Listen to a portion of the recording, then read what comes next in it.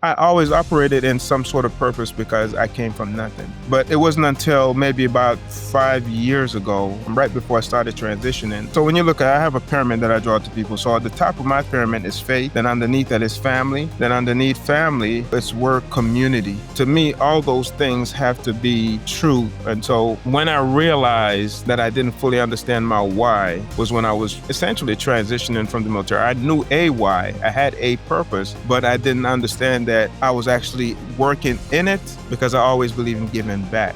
But I was giving back because of faith and because of family and how I grew up.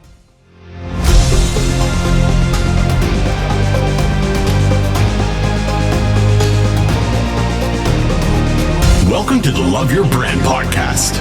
If you're looking for real conversations with real people, you're the right place. Let's go! Hey guys, welcome to the Love Your Brand show. We're excited and blessed to have Mr. Algrish Williams, Sr. on today, a U.S. Army veteran, corporate leader, and author who leads with purpose. He's the CEO and founder of Williams Leadership Consulting and the Williams Education Foundation. He helps veterans, educators, and leaders thrive through authentic leadership, mentorship, and meaningful connections. Everybody, welcome Mr. Algrish Williams, up, Algrish? Senior. Hey, good morning, fellas. It is Friday, so TGIF, I believe is what it used to be back in the day. It still is. That's it, man. That's it. Awesome. We're glad to have you. And you're a Carolina native. You're down here, right? You're close to us. Yeah, right down the road, about an hour and some change. Actually, I'm in good old Blythewood, South Carolina. Yeah, but that's not a South Carolina accent. You were born and raised a little No. bit further away. Now across the waters. I was born in Jamaica, lived there for really about 12 years, and then moved to Boston, Massachusetts, where I did some schooling there and decided that college was really what I wanted, but the finances wasn't available. So I had to come up with some new options, and that option was to join the United States Army, and I did that for about 26 years, 7 months, 3 days. But as I normally say, who's counting, right? You're not counting.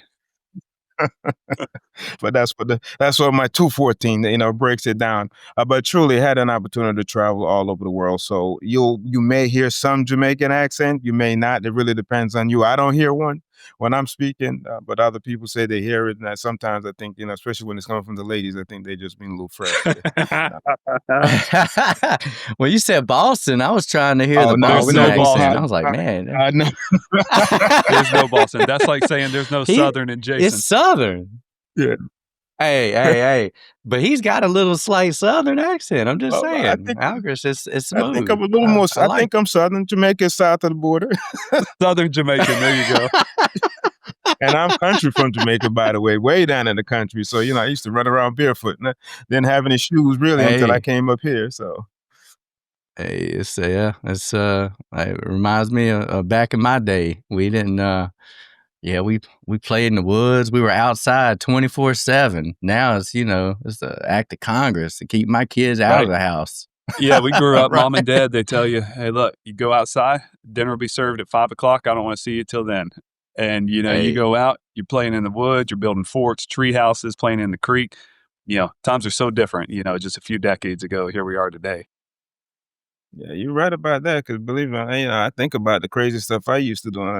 As we were talking before we jumped on the show here, surprisingly, I made it to 18, and then making it to 21. But now, as I look at my own kids, really, I want to know where they're at 24/7. My parents had no clue where I was in them woods, running them streets, riding bikes, flipping skateboards and stuff over cars. Haven't broken any bone, thank God. But man, we were crazy back in the day. Yeah, absolutely. And speaking of kids, Algrish, 2 weeks now, you've been a grandfather, right? Congratulations. Yeah, appreciate it, brother. Man, the best feeling in the world. One day you all will get there, and trust me, you'll remember this moment, man. I'm telling you, it's something else. I can't even explain it fully. Yeah, I tell my daughter all the time she's going to be double digits here this year, and she's also rubbing it in my face that I'm going to be double digits, and I just tell her all the time, like, slow down, like stop it. Yesterday I was holding you right here. You're the size of my hand, and now here you are, double digits. And so, as you can attest to it, I mean, time goes by really fast. It does, man. It does. But this grandparent thing, boy, especially when you hold them in your hand, man, I love it. Yeah, yeah. So I need to find me a new job, which is to spend some more time with her. She, as I share with y'all, she's training me pretty good. And being a young girl, they normally have you wrapped around the pinky. I think she got me wrapped around the whole hand. So we gonna. I love it. Mhm. And then when they get 18, guys, my son, he flexed on me a little bit, Uh, and I was like, "Oh, Uh-oh. okay, you're an adult okay. now. Are you ready for adult Yeah, bills?" Hey, he glossed over really quick. Sorry, Dad. I'm Okay, just yeah, playing, yeah, Dad. I'm just I playing. got it. I got it. oh I yeah, got trust it. me, they playing till it's real. Hey, hey, you about to get thrown in it. I'm just saying. That's how. Hey, I had to do it. So, it's different nowadays. I think, you know, my parents had no idea where I was at, and now we're potentially we're heading out of town for a little bit, and we're constantly worried about our girls and this and that. And now we're tracking everybody. I'm tracking my boys on their phones. Got little tags for my girls. I'm like, geez, different, different. You know what I mean? It's just a different world we live I in. think we could But talk about this stuff all day long, but hey, that's a whole nother podcast. But we got Mr. Algrish on here, Arthur, CEO, the man with the plan, uh, transitioning from the military. Dude, that's a long, thank you for your service. 26 years, 7 months, and 3 Yes, days. sir. Yeah, Who's we in the counting, mountains. right? But I think, you've got such a unique perspective on Yeah. transitioning, right? Can you speak to the audience a little bit about that? Yeah, so absolutely. As I've shared in time and time again, I'll tell you, leaving the military was something different. I was told I made it look easy, and I'm be honest, it wasn't necessarily that it was easy. Is that I had a different set of strategies that I applied in different ways. For me, I had about 6 months to get out the military, which is not typically the process. You normally you put in your retirement, you have a year or so to go. Mine was a little shorter, and so I had to really sit down and buckle down. As I shared with y'all in the beginning, I started writing notes in my phone, and that note turned out to actually end up in a book in the way I did my transition. Uh, but a big part of it is realizing relationships. We hear the terminology, we don't really see it until we really need to employ it. And for me, as I started thinking about the transition piece, it's funny how many would ask the question, well, how did you do it? Simple. I sat down in front of the computer. I got up Monday through Friday. Once I got released and started my leave, I got dressed up, got on the computer, and I started connecting with people. But the trick about it, and it's really not a trick, or the sauce is really connecting and being genuine when you're connecting with people. It's like, either I'm meeting a Jason or Jonathan, it's like, hey, I'm not coming in hot. And most times that's what happened, to be honest. You got a good friend, they know you work over at such and such company, and they're like, hey, man, about to get out of the military, is there any way you could hook me up and get me a right. job or move somebody versus the true nature of how we do this. We've known each other now for a couple of weeks since we started talking. I think actually, Jason, probably a couple of months with us going back and forth. But the point is, for me, it was like, hey, okay, hey, Jason, man, I know you work in XYZ. I want to know a little bit about you and what you do at that company and how you do it. What are the things that make you thrive in that industry? I'm getting ready to leave the military right now, and I've been asked many times what I want to do. I have no clue what I really want to do. And I really didn't. I honestly didn't. As an HR director asked me when I was coming out of the military here, and I'm talking to her about an opportunity that she had, and I shared with her that, yeah, I'm an HR guy. I've done that for almost 20 some odd years. And then she broke it down, well, which one are you? A generalist, wards, systems? And I basically said, I can do it all.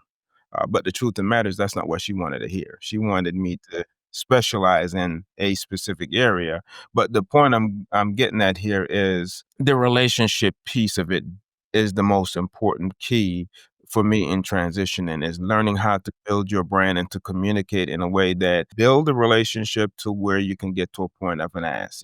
Maybe 6 months down the line after you and I have been talking and I've learned a little bit about you, I could share with you that, hey, it is that time that I'm leaving now. Love to see if there's any synergy for someone with my skill sets in your organization, or if you know somebody, versus I'm getting out tomorrow, man, and I need a hookup. You know what I Right. mean? Right. Well said. So, And the way Algrish, not military, but have a lot of friends who are military. We've heard a lot of stories. I mean, with military, there's a lot of purpose that drives you. I mean, it's yeah. really the emotion, the purpose that I would imagine most people enlist. Because it's something big, something you can make an impact and you can become part of, and you have a brotherhood and you have a team, and all those elements. And corporate world is, I don't want to say opposite, but my background's in corporate and it lacked a lot of that. There, I personally did not have too much purpose in my position at corporate. Now the stakeholders, the people that can make a lot of money, they had purpose and they wanted to hire the most efficient, productive people that could get them, add some zeros to the end of their paycheck. Not trying to stereotype all, but if it's there, let's talk about it. So could you expound or comment a little bit about the purpose you had in the military versus coming into corporate and how different the two are? Yeah, so it is, great, truly great question. And I can remember even leading up to writing this particular book, I had a manager that shared with me when I got into the organization was that, hey, you need to slow down. You need to stop boiling the ocean.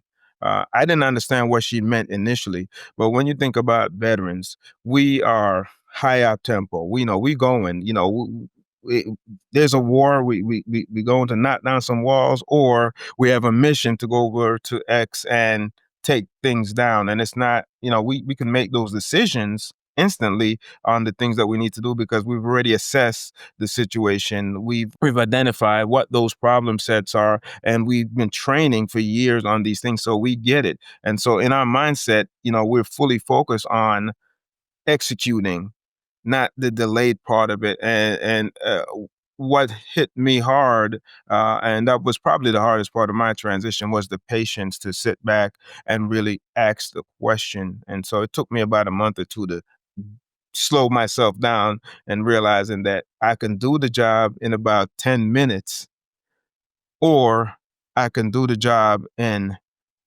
1 month or 2 weeks based on the timeline that was given to me. And so that's one of the things she pointed out. If you rush to get this done today, what are the mistakes you're going to make because you didn't understand what all of the stakeholders' needs are? Because you can make a decision, should you always make a decision? It's understanding the landscape of where you are.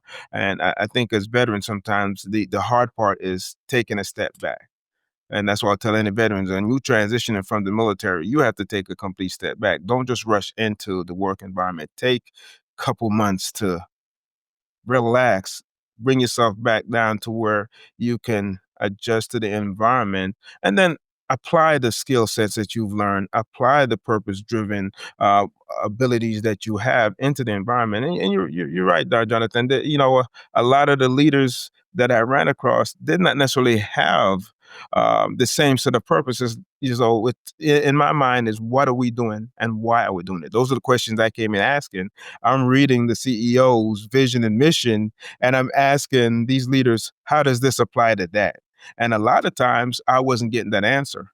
And, it felt like I was really messing with them. And I really wasn't. I just wanted to understand, what is the purpose behind all this? And so we come in ready to hit something with a purpose. And a lot of veterans will sometimes step back and step out all the way because it's like, I can't just do this one thing. I need to do multiple things. So what I tell our veterans out there, it doesn't have to be veteran, anyone in the environment.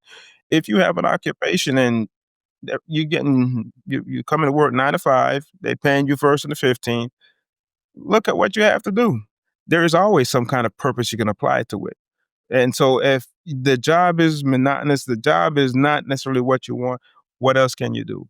There's there's certain type of employee engagement groups inside every organization. For me, I volunteer with numerous organizations outside the work environment, even inside the work environment, to push my purpose towards it. For instance, starting a nonprofit was something that I truly believe in. I wasn't getting 100% fulfilled in the job that I had. That's okay.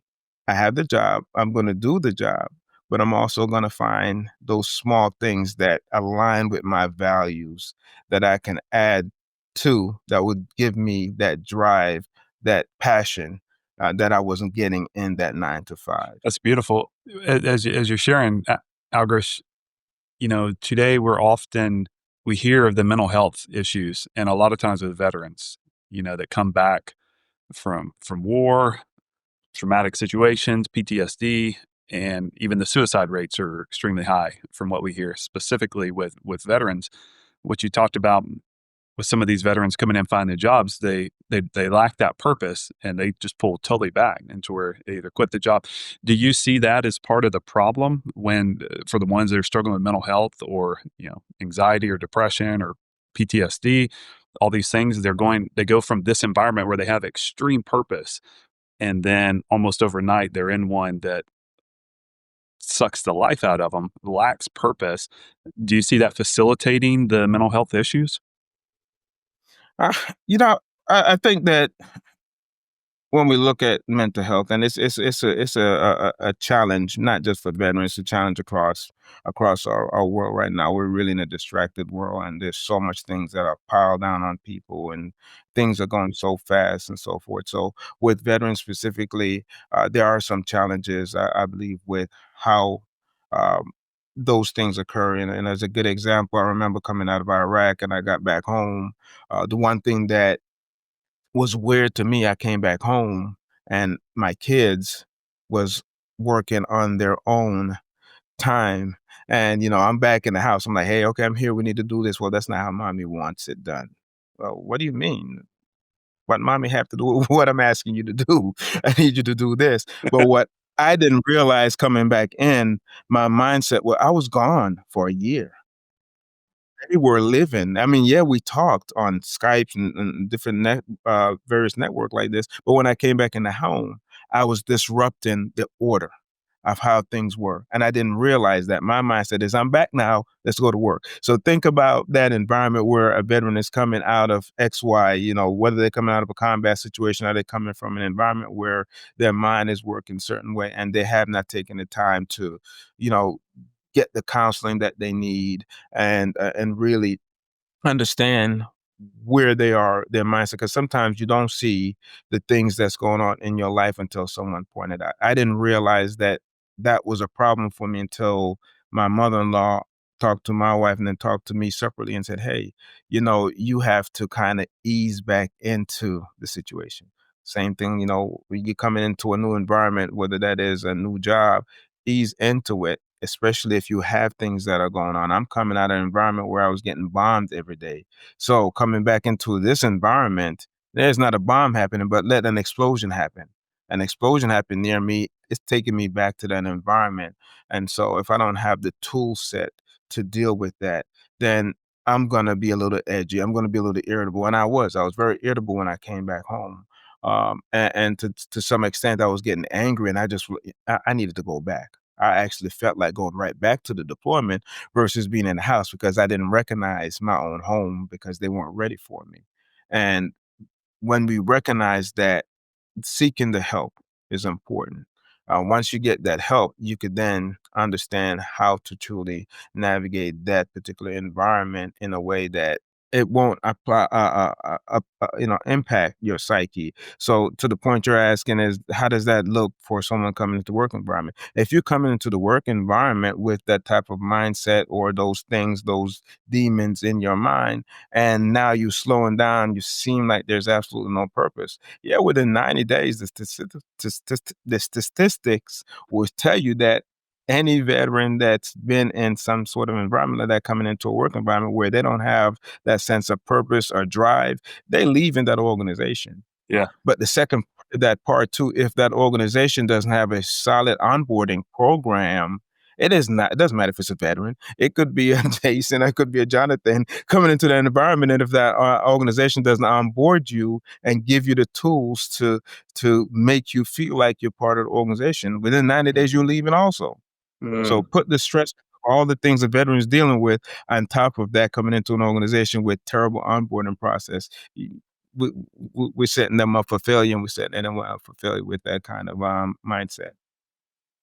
So Algrish, I mean, something huge, it's just when you're talking about patience, to me, it's always about, well, you've got to be motivated, right? And now you've seen the uptick of you had this purpose and drive and this mentality, right? To really to kick it up a notch, to make things happen.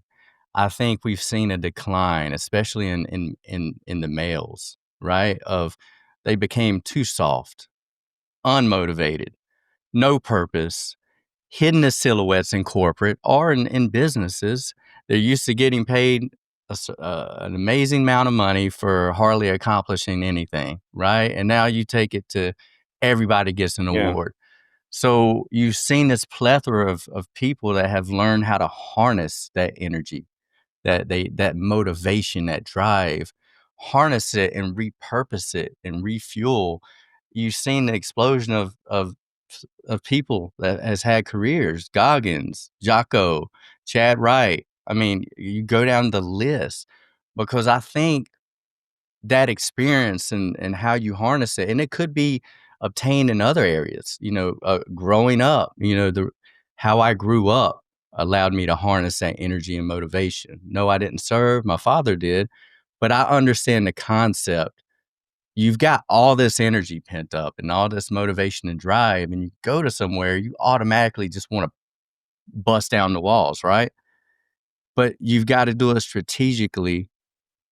And I think I like how you put it. You've got to have the patience, but that drive is what everyone needs right now, right? And that energy, and if you're able to adapt that and facilitate that in an appropriate way, I think that's why you've seen that mass explosion of predominantly males yearning for that drive, taking on these people that have had that experience and getting a little piece of it, right? Going to weekend warriors, having, a brotherhood like Jonathan said. And I think I've just seen it blowing up.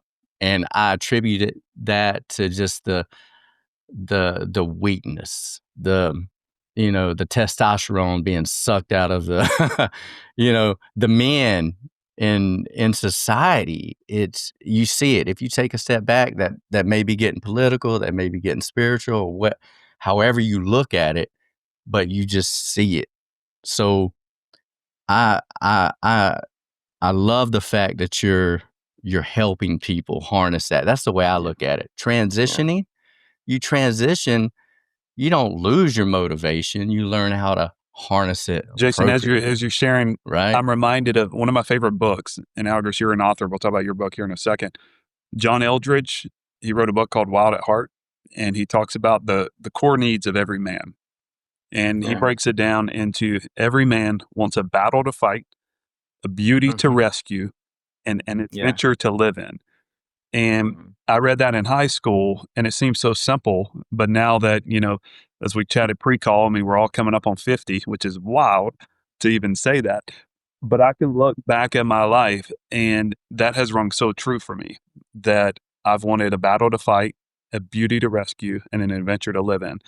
And like with the battle to fight, I mean, military, that's a true battle. This is combat situation. And John Eldridge, he's not breaking it down to where we need that combat situation face to face. But even guys, I mean, look, we like MMA, we like fighting, we like getting hurt. Like, it's just, God created it that way. And I mean, to protect our daughters, to protect our wives, and I mean, there's something with the masculine that we're just wired that way. But I think as I'm hearing you talk, Algrish, and think of these people transition, they're coming out of battle. So if you truly believe what John Eldridge is saying here. They had that battle to fight, and that was the purpose. That was filling one of those three core needs. And so when they come back, the battle may be different, but they're looking for that battle to fight. And it's like, I lost this one and I had purpose over here. The fact military inspires me so much that somebody would be willing to lay their life down for somebody else. And you see it over and over and over again. I honor all those that have done that. And I think corporate can drain, I think I said this, it can kind of drain the life out of you a little bit. So they're looking for that battle. And it's like, in our lifetime, so much of our time, if we have, let's say, 8 hours of sleep at night, and then, Yeah.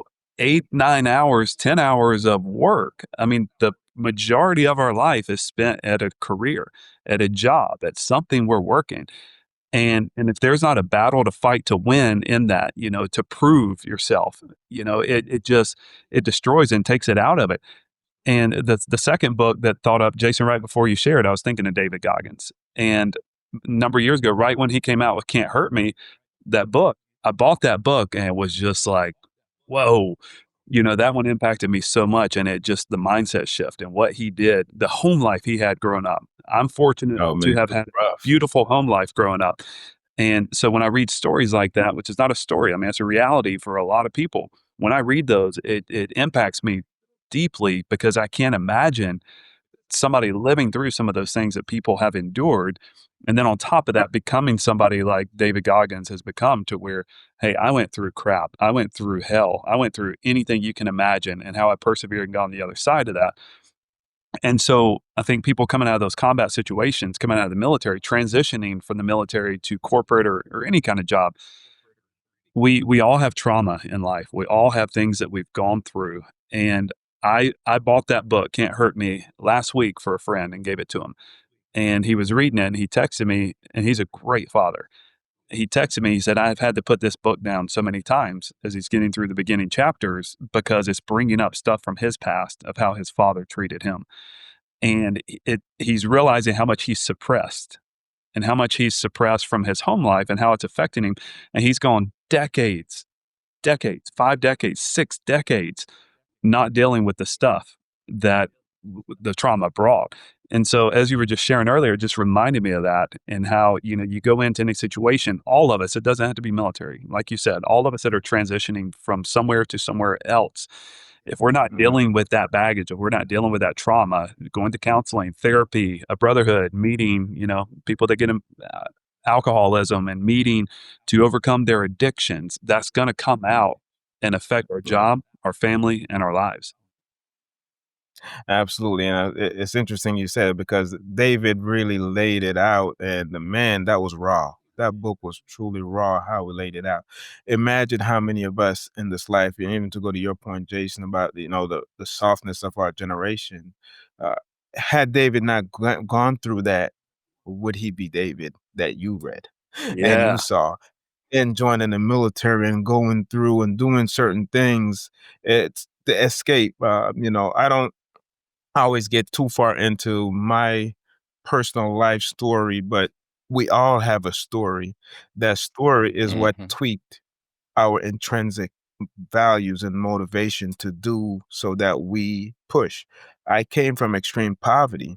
So because of that, I'm pushing and I'm pushing so that my kids will never have to see that. So to the point that you made earlier, Jason, when you think about our generation now, these younger kids and men in particular, not being able to stand up and do what is expected of them to lead their families, and almost like they're sitting back with a Hmm. handout, like I'm entitled to this. That's actually our Hmm. fault. This generation right here, we're in Hmm. the same generation. Why? We were out there running through the woods doing all the craziness. I joined the military with a certain mindset because of that. But then now what I did with my kids was I took some of that from them. I didn't expose them to all that craziness that I was exposed to. I sheltered them from certain things that would build that reason to need to push forward. So, yes, this generation, if not dealt with, if they don't deal with certain things, if they don't go out and do the counseling, I have to go back as a father to realize what I was doing to my kids. If it was not my spiritual journey, I would have probably pacified my children to such a point that they would be like this. None of my kids are like this because I had to go back and said, yeah, I'm spoiling y'all. I'm giving y'all things that I didn't have because. However, just a couple months ago, when you and I first met, Jason, I was coming off of a trip from Africa where we went on a mission trip. I took my oldest son with me before he started his freshman year at USC, so he can see what that journey that I went through as a child look like physically in an environment where there's nothing, and he has to share that. He has to go out and talk to them about how he's living now. He has to go in and feed the kids and their family who don't have anything. He have to go out and give coats and do all these things, and we're doing that together, and we're having a conversation. So, in all of that, and it's funny, it's kind of like, we kind of slightly went off topic a little, but it's all tied together. you know the motivation, the drive for success, the purpose, and the lack of purpose is going to tear the fiber of our society apart if we don't realize how to find it. And we could find that through the stories. We could find that through these conversations that we're having now. But when you think about the corporate bubbles out there, and one of the things I refuse to do, that I see a lot of the corporate leaders do, is I am not going to infuse myself so much into the work that I come home and my kids don't know me. I spent 26 years in the military infusing myself so hard into the work. I got promoted faster than most people, but I moved almost every 2 years or less. So every 18 Oh, months wow. on an average, in 26 years, I moved 17 times. That's all. My Wow. oldest daughter Wow. went to Fort High School. People was asking me why the hell did I decide to get out of the military. I was on the trajectory to go into these pristine position. Man, if you know me long enough, I don't give a damn about titles, man. Titles don't impress me. It's really about being able to add value and impact others. So I left the military Mm. on my own terms because I wanted to focus on my family, to create those missing gaps and not be tied to something that is sucking the life out of me in such a way that I can't be there for my kids. I can't be at the games. I can't be that father that I'm supposed to be. And when we talk about the transition, I poured a lot of that into how I articulate, even in my other book, Lead with Purpose. But in the transition piece, I poured that in there in a way that you can see a journey, but you have to be purposeful about every part of it. Mm. You can't go into an environment thinking that you have all the answers to everything when the environment is different from where you just left. You have to be Mm. willing to study, understand the environment, have limitations, know yourself, and know your why. So as you move into an environment that you may not be as familiar with, but think about the skills. Man, we military guys, we got a lot of skills. Like I told you, we're like Swiss Army knife. We can do everything, right? But just because you have all those skills, does that mean that you have to do all of it at one time? Be strategic in how you walk into the environment. You may know more than your boss. Your boss may be 10 years, 20 years younger than you. You have an opportunity now to add value. Step back Algrish, and go ahead. I was just going to say, you said something. You said you have to know your why, and that's huge. A lot of people don't understand that. I did not understand that for a long time. I heard it said one time, it said, your why has to make you cry. And when you have a why that hits that deeply, it changes everything. It changes how you show up in your job. It changes how you show up with your spouse, with your kids, with every relationship, with every interaction you have. So did you know your why for a long time? Or was this more of a recent revelation that kind of changed how you show up, whether it was in the corporate world or in the military? so, the short answer is not necessarily. I I always operated in some sort of purpose because I came from nothing. But it wasn't until maybe about 5 years ago, right before I started transitioning, faith is so when you look at I have a pyramid that I draw to people. So at the top of my pyramid is faith, then underneath that is family, then underneath family, it's work community. So let me take a step back. So faith, family, and then under family, it is what I do, and then the community in which I do it in, right? to me, all those things have to be true. And so when I realized that I didn't fully understand my why was when I was essentially transitioning from the military. I knew a why, I had a purpose, but I didn't understand that I was actually working in it because I always believe in giving back. But I was giving back because of faith and because of family and how I grew up. But when I really solidified in Simon Sinek book, really kind of helped me drive and get a better understanding also of that why. And around the time I was transitioning a couple years before, reading that book kind of had me stop. And a matter of fact, there's another comedian out there, what's his name, Michael Jr. He did a skit on, the why, and he had the guy, sing a simple song without knowing the why. Just sing the song. Then after he sung the song, he asked him, well, now that this has happened in your life, that has happened in your life, you're free from this, your uncle just got out of jail, this happened, now sing the same song. When he sung the song the second time, the hairs on my hands stood up. There is a difference when we understand our why. And so to answer your question fully, I knew my why when I started looking at my kids and seeing that I was grinding and I wasn't talking to them about why I was doing it the way I was doing it. And then they came to me. It's funny, I raised my kids well because they will check me.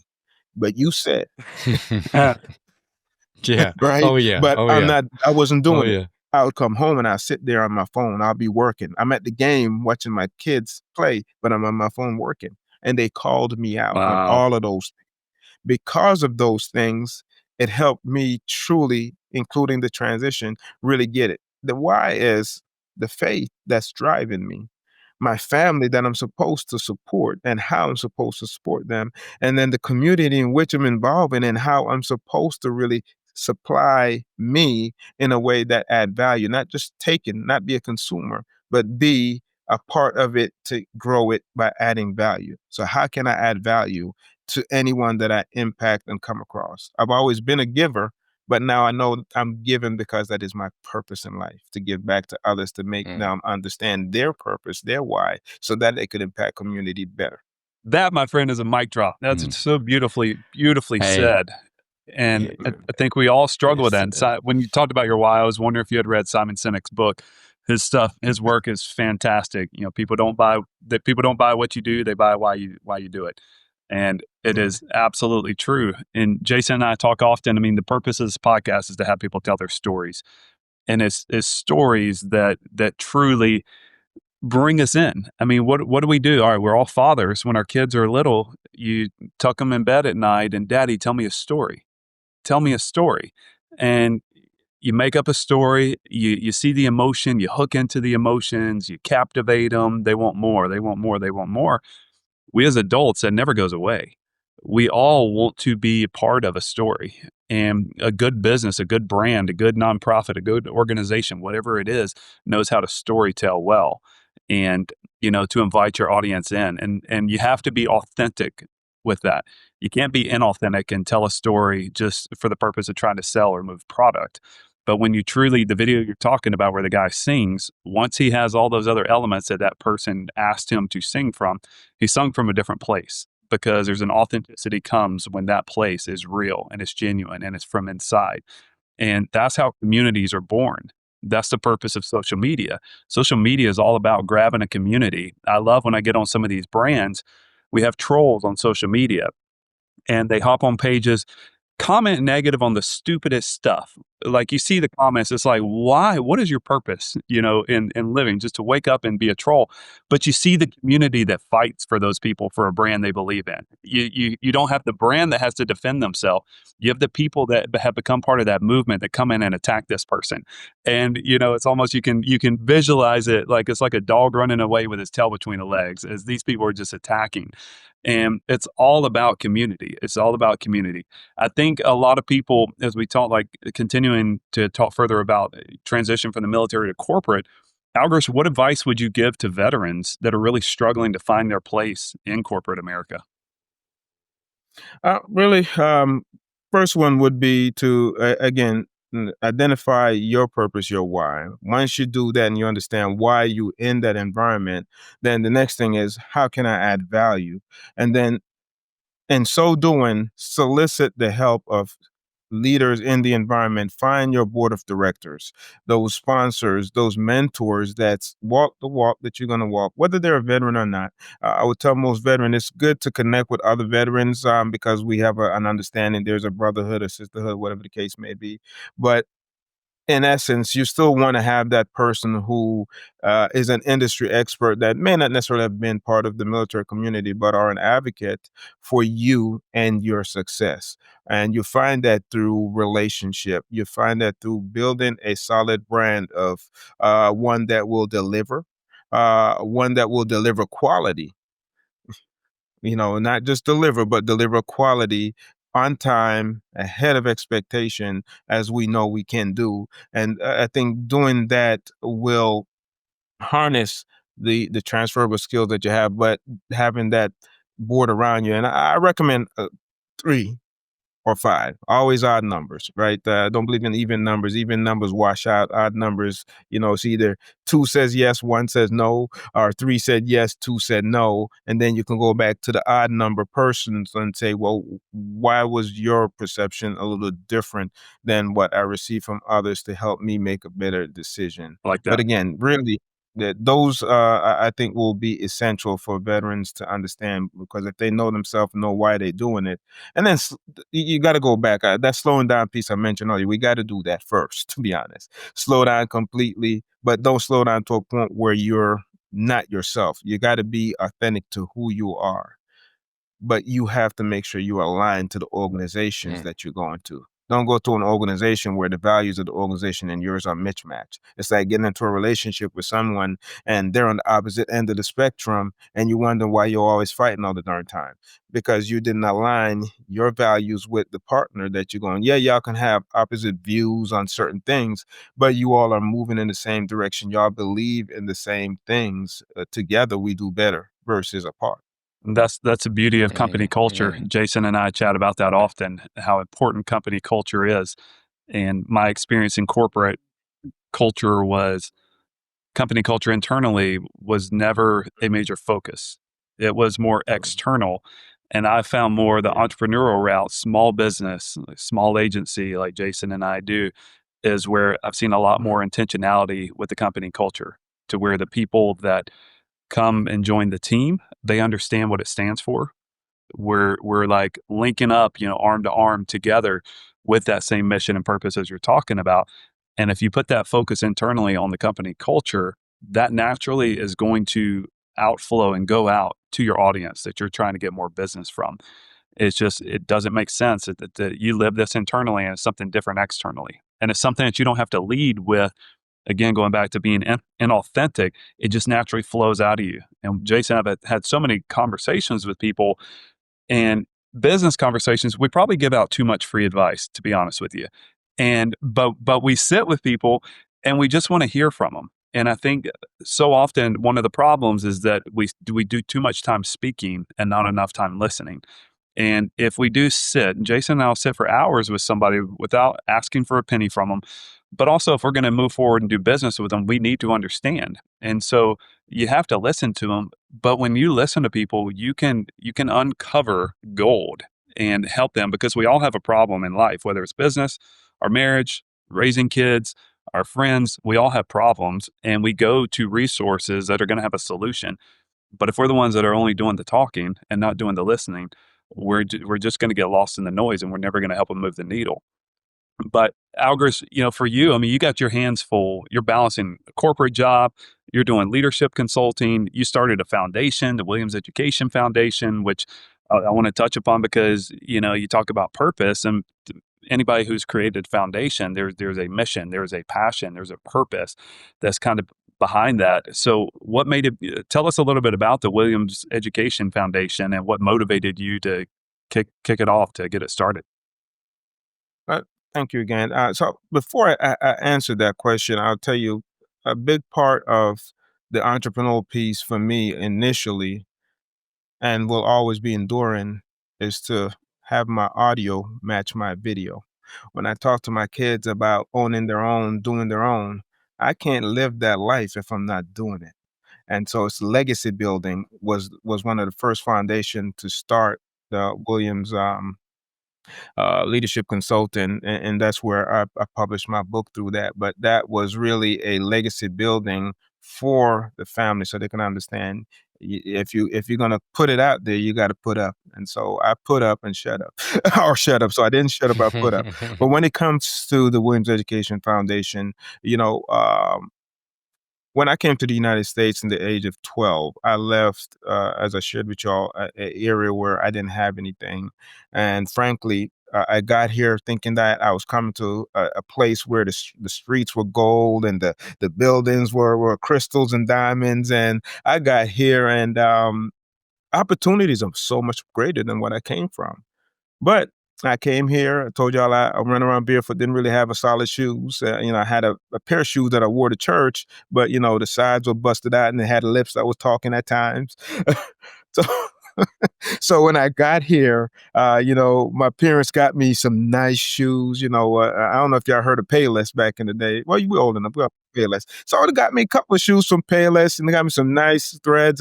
I showed up to the bus stop. I'm looking good. Man, I got teased from the floor up to the point where I felt like jumping off of a bridge. I didn't realize how, what I didn't have was so much nicer than when I came to an environment where I actually had. And my self-esteem got to such a point that when I showed up to school, I wasn't who I was. Two of my teachers, well, start off with one of my teachers in middle school, Miss Rowe. She got me involved in computers and other things to help me. And, we talk, and she always pulled me in because she saw how I would walk with my head down and so forth. So she'd pull me in to talk to me and help bring my esteem back up. Uh, it didn't completely get me there. I got to high school, and it was the same thing. Miss Chestnut, Miss Williams, they pulled me in to a point where, hey, you have some great attributes. You could do this. You can do that. Why are you walking around here looking like you're about to do something crazy? And I explained to them what was going on.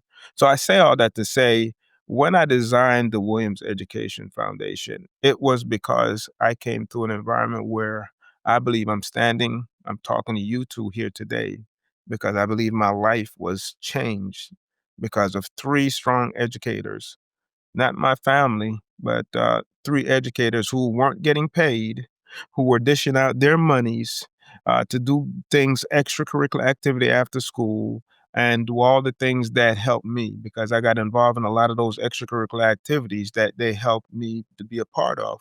And it was their money that I was spending. Now, 4 years ago, I was talking to one of my son's teacher, and I just out of curiosity, and I think it was 5 years. I asked her, "So how exactly are you doing all this? What are they paying you?" And she broke it down. I mean, she had a master's degree and she was getting paid $40-something thousand a year.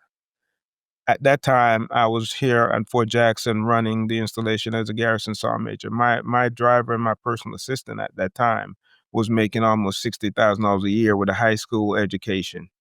And so I had to go back in my office, and I'm looking at my young sister over there, and I asked her, I said, "Oh, well, what are you gonna do with your life?" And I just had out of curiosity, I said, how was your educators in school? And so I started, just going through some things. And at that moment, I decided that I need to do something for educators. I didn't get to it until last year, but it's been on my mind since that conversation because even though she was getting paid $43,000 a year, she was spending about maybe 6 to 10,000 of that money inside her classroom and doing things for her kids.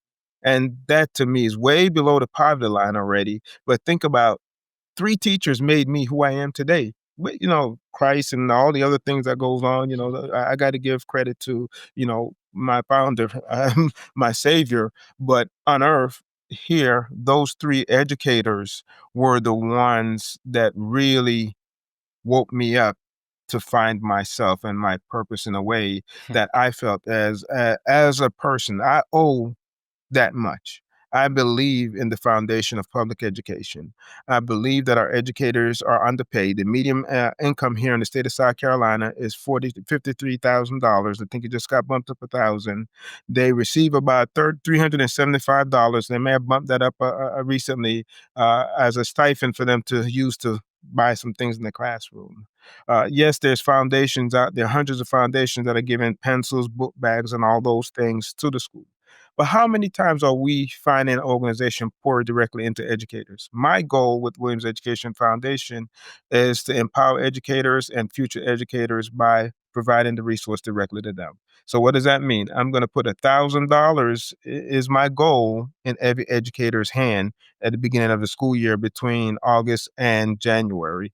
And then at the end of every school year, my goal then is to identify the top educators in these schools and hope to put five to $10,000 in their hands. What they do with that money, to me, have no care or concern because they deserve more than that. I had thought of getting into politics so I can help champion and lobby to bring our educators' median income across the nation up to about $90,000. But I think I would be in a fight by myself. So rather than try to go that route, I decided that I could make a change in my community and expand it across that by creating a foundation that believe and will empower and enable our educators by doing what I'm doing now. And so I have not raised much yet. I raised about $1,000 this year, and what I will do is give about $250 to two teachers this year. My goal is not to drop below 500 in an account that I have established for them, but 100% of all contribution go directly to the educator. Doesn't I don't use it for any overhead.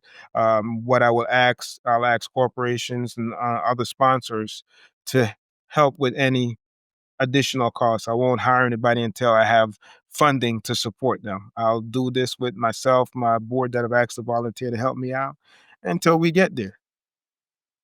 Mm. Well, that's not a whole lot of money, right?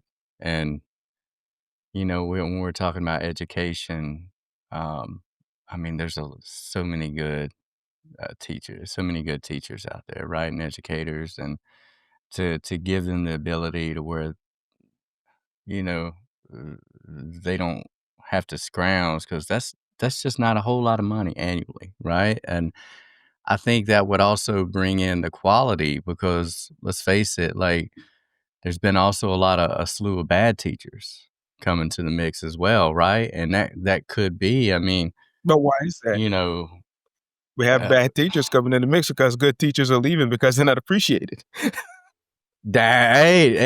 boom, Now we hammer, just need hammer, we just need to fill a gap. So hey, you could teach. Everybody is not a hey, teacher. My teachers that I'm talking about taught because they cared. Yeah. It wasn't about money. It was about the fact that they cared about their students and they would give the shirt literally off their back to make sure their students mhm, got what they need. That includes maybe even feeding them on the side when they don't have money at their homes and there's no programs to do it. Our teachers do a whole lot more for kids than people give them credit for. But some parents that don't understand go out there and cuss these teachers out and treat them like their stepchildren, but they're raising our kids mm, 8 hours a day. they Sometimes they are. have them, Yeah, but not like I said. you're spot on. I mean, people that go into education, some people go into different jobs based on the money. Yeah, A lot of times, yeah, sales positions, they know that the potential for a lot of money is there. That's just why they go into yeah. sales. My mom was elementary education for 35 plus years, and she was a guidance counselor, and she didn't do it for the money. She went in because she was impacting these kids. And there were, as a guidance counselor at elementary, especially in public school, there's a rough home life for a lot of these kids. And these teachers have the potential to be a mother or father that they don't have. And so I love what you're doing, man. I love it, man. How could people who want to get involved with that? Because that's something that we can totally get behind. So I'll have a website set up here by the end of this month. I have a young lady that volunteered her service to help me out with that. So I'm not going to pay her much. I'm going to pay her. She just asked me for $125. You know, I can always go out there and build one myself, but that's not my skill set. So I know my skill set, so I'm working in that. So I accepted her contribution, and I'll pay her to do what she do out of my pocket. But for the time being, I do have a Zephy site that, and I'll share the link with you guys, and you all could drop it out there, that folks will go on, click the link, and they could donate $25, $100, $10. It doesn't matter what you donate. The point of the matter is 100% of that donation is going to the educators. And so once the website is fully integrated, those stories will go there, so you'll see for yourself. The 990 will show how much is coming in and how much is going out. There will be 100% transparency, because again, it's not about me. I'm not doing this to make no money. And then if I get to the point where I'm bringing in that much funding to where I have to pay myself, I'm actually going to donate that money right back. So at the end of the day, the cause is to give back, not to take. Love it. We will drop that That's link in the show awesome. notes for Love it. sure, to where people can click, donate, contribute, Yeah. or find out more information. Algrish, as we finish up today, we didn't talk much about your book, but you had mentioned how, I mean, the book was not like a lifelong journey. Some people, they have that itch to write since childhood. And some people, Yes. I think as we've shared, we all have a story to tell. And I think every person has books within them. All you have to do is write your life, the challenges you faced, how you've overcome and endured. But a lot of people haven't done it. There's fear, other reasons. But you said that you started writing notes, taking notes, some of the things that were happening, that kind of birthed the book that you've published. You've done a number of books now, but share a little bit about that first book that you pushed out there. So again, Navigate the Transition, a veteran guide to excelling in corporate network. And that particular book is a guide that will help anyone that is transitioning from one career to another. Simple steps that guide them from start to finish. And a lot of it start with you being authentic, building out your brand, showcasing your brand and being able to walk in your authentic self, and then guiding you through series of steps and how to find what it is that you really want to get into if you don't, especially for our veterans that have worked in an industry for so many years and now they're stepping out. What does it look like to go in corporate? Because a lot of times there's so much fear in stepping out on doing something that's new, especially, I would tell you, for me as a senior leader leaving the military and some of my counterpart, we get used to walking into a room and everyone stand up. I was that senior leader. I walk into the room, everyone had to stand up. But now when you go into the corporate world, you walk into the environment, nobody know who you are. People are doing this when you walk in. They're looking at their phone. Right? Right, exactly. So you're going into an environment where you're not the one that's the center of attention. You're not in charge anymore. Or even if you're coming from an industry where you were the subject matter expert, now that you're starting over, what does that look like and what are the steps to do that? So you'll get keen insights from this book that will take you from step one to landing the job. The point behind all this is to learn how to get in the door without a resume. And that's what this book will show you. Build you up, build those relationships, authentic relationships, understanding the uniqueness of studying the oil industry that you're going into in a way that would make you a commodity that add value to someone's organization, so they will want to pull you versus you applying and then getting rejected. And if you get rejected, we'll talk you through some steps of what you should do and how you can apply the lessons learned. Because sometimes the best thing someone can get is a no from an organization that doesn't align with their value, and take the lessons from that to add value to yourself and then continue moving forward. And then I'll leave with this. And it is available on Amazon. If you're on my LinkedIn page, you will find it. But simply, if you go on Amazon and type in Algrish, I'm the only Algrish out there until my son decided to start writing. You'll see several books pop up. The first one you'll see is Navigate the Transition, a veteran guide to excel in the corporate networking. And the last thing I'll leave leave you all here with is really this: true leadership and the success come from serving others while staying aligned to your purpose and your value. You will see that there in the book as well, and the preceding book, Leading with Purpose. Unleash the Power of Meaningful Leadership. And I do have one more book coming out here this next quarter. So stay tuned for that. But if you need to find me, check me out on LinkedIn. That's the fastest way you'll find me. I have several websites out there, but LinkedIn is the fastest way you'll find me. That's how Jason found me, and that's why me and you are talking today. Power of LinkedIn. Yeah. And I just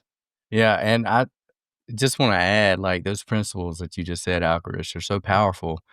Like, guys, if you're transitioning, if you're maybe starting a new business, or you're transitioning out of your business, maybe you've been a programmer for 30 years. It's the same principle, right? You used to being, a senior programmer, and suddenly AI's hitting, and, people are feeling very vulnerable right now.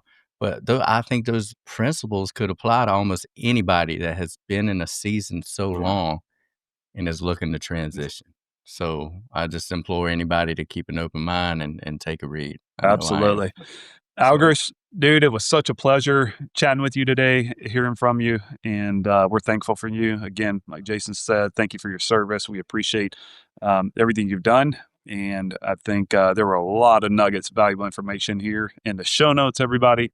You can follow Absolutely. Algrish on LinkedIn, see what he's up to. We'll drop a link to Navigating the Transition, to where you can check out that book, as well as his foundation. But if you have not, or if you like this episode, don't forget to like it. Don't forget to share it. Don't forget to subscribe to our channel. And guys, we look forward to the next episode. Thanks for joining us. Algrish, thanks again. Hey, thank you, and happy birthday to you both. Oh, awesome. Thanks, buddy. Awesome. All right. Bye, guys. Thanks, buddy. Thanks for listening and joining us on the Love Your Brand podcast.